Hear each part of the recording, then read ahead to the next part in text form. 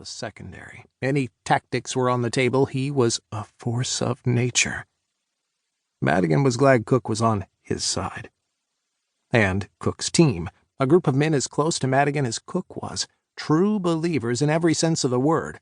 They'd come to his side over the years, the most loyal officers and military men he'd encountered, men who believed as Cook did, and as Madigan did, that the world had gone astray, and it was up to them to set it to rights, to put the strong back on top, to put the rightful and the powerful, truly powerful, in charge again.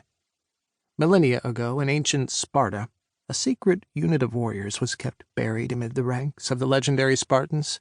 The Crypteia, a unit hand-selected from the best, the most trustworthy, and most bloodthirsty, and charged with keeping order in the kingdom. A security arm of sorts, they terrorized and murdered their fellow citizens to keep order and control. It was time for the Crypteia to rise again, for the strongest to dictate that order and control in a world gone awry. All operations are proceeding on schedule. Ventilations of the methane hydrate are in the red line. Cook spoke again, and as he did, Madigan pictured the cannibalized chemical indicators they had ripped out of the destroyed oil derricks and rust fuel stations they had taken over in the Kara Sea. A few adjustments, some carefully placed explosions in the ice, and the indicators redlined, signaling massive ventilations of the dangerous gas into the air. Once it ignited, waves of fire would roll across the skies, a cleansing burn that would raise the old world to cinder and ash. And our other team. Turning, Madigan raised one eyebrow. Cook nodded back to the base behind them, the bare-bones, prefabricated structure formerly used by rust fuel scientists on their polar oil explorations. Sonar has pinpointed the location. The divers are surveying the site now.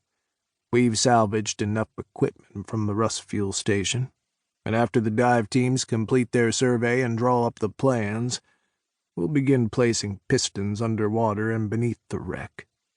How long until we're able to raise it? Days, General.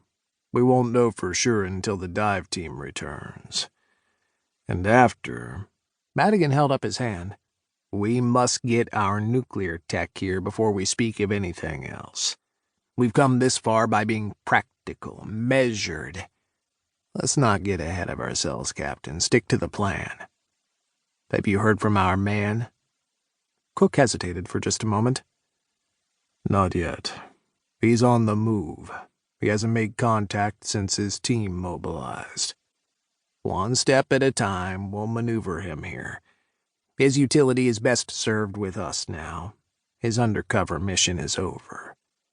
Have him cut loose. You know the drill. When he makes contact again, I'll give the order. Madigan took a deep breath. Ice crystals melted in his throat, and frigid air filled his lungs. The cold reached deep inside him and curled around his fast-beating heart. So close. They were so close he could taste it. Excellent, Captain. Madigan clapped Cook on the shoulder. And our last little problem? Days before, a rogue MiG had overflown their base camp in the Kara Sea, and the Russian destroyer Vedushi, which General Moroshkin had so graciously gifted them. Madigan's men had fired on the pilot, and Vedushi got off 2 missiles. One burst apart in the pilot's flares, but the other had chased the MiG down, destroying the jet over the empty taiga, the seemingly endless boreal forest that stretched across northern Siberia. Somehow, the pilot had managed to eject just before the missile's impact. Vedushi picked up his distress signal after his ejection.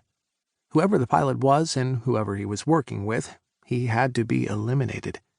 While Madigan would have preferred the pilot to be killed in the shoot-down of his MiG, his ejection wouldn't save him. Thousands of miles of snow-packed forest stretched around him, a prison of ice and snow and unforgiving wilderness. Frowning, Cook glared into the snow haze and the flickering light that might have been the sun. The Spetsnaz unit you dispatched after the downed pilot hasn't found him yet. Just his landing site. His rig and parachute. He ditched the radio and made off on foot. They're tracking him. Give them time. Siberia is a large place.